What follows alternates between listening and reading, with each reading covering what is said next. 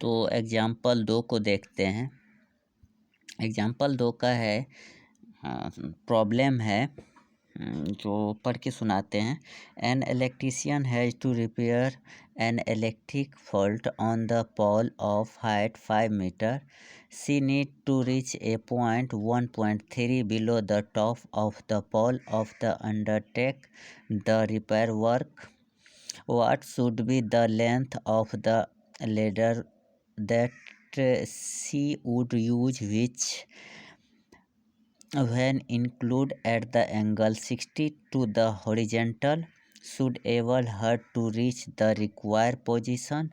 Also, how far for the foot of the pole should she place the foot of the ladder? May be used taken √3 = 1.73।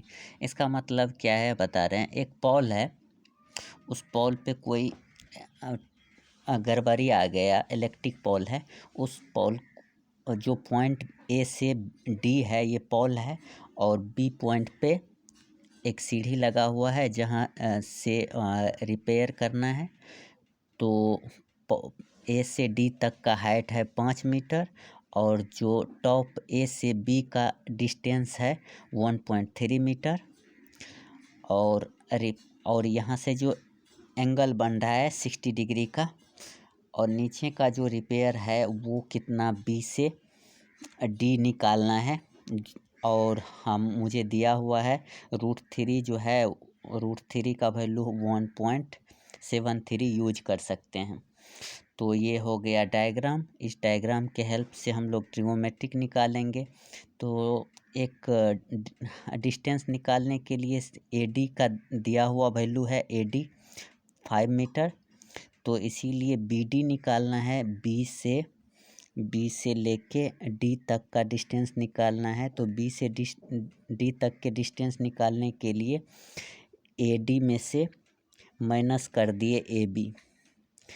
फिर से B D निकालना है, तो A D में से minus कर दिए ए बी, जो यहाँ दिया हुआ है B D = A D minus A B. अब ए डी का वैल्यू है 5 मीटर और ए बी का दिया हुआ है 1.3 मीटर। तो इसमें माइनस कर दिए तो ये आ गया 3.7 मीटर। अब ये 3.7 मीटर जो आ गया, ये बी डी का वैल्यू निकल गया। अब यहाँ से हम लोग कंसीडर करेंगे एक राइट एंगल ट्रायंगल बन गया। इस एंगल से हम लोग ट्रिगोमेट्रिक यूज करेंगे। तो चलो ट्रिगोमेट्रिक यूज करने के लिए हम साइन थीटा यूज कर लेते हैं। अब कहोगे कि साइन थीटा ही क्यों यूज किए? क्योंकि मुझे ये हाइट दिया हुआ है बी डी जो अभी निकाले हैं, एंगल दिया हुआ है, जो हाइपोटेनियस नहीं दिया हुआ है, इसलिए हम उसमें वो निकालना है, इसलिए हम वो रिलेशन को यूज कर लिए। और B D by B C = sine 60 degree. अब साइन 60 डिग्री का वैल्यू पता है, तो बी डी का वैल्यू पता है 3.7, और बी सी निकालना है, बी सी निकालना है, ये हाइपोटेनियस जो जिसको कर्ण बोलते हैं ये निकालना है।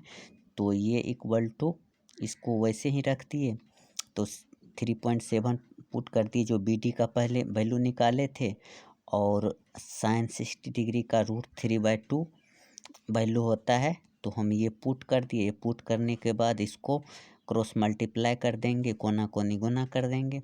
कोना कोनी गुना करने पे हमको आ गया 3.7 × 2/√3। √3 का वैल्यू ऊपर दिया हुआ है, जो यहाँ दिया हुआ है 1.73 यूज कर लेंगे। और उसको सॉल्व करने के बाद आ गया अप्रोक्सी वैल्यू है, लगभग वैल्यू है 4.28 मीटर। अब ये तो निकल गया, और बोल रहा है कि मुझे जो है लेंथ ऑफ लेडर भी चाहिए। ये तो निकल गया लेडर। अब इससे हमको ये तो निकल गया 4.28 मीटर। ये हो गया बी सी का। बी सी फिगर में देख लेते हैं, बी से सी, तो मतलब ये हो गया। अब ये बोल रहा है कि यहाँ से कहाँ हम ये सीढ़ी लगाएं। सीढ़ी का तो हाइट हो गया कि ये सीढ़ी इतना बड़ा होना चाहिए बी से लेके सी तक, जो समथिंग निकला है।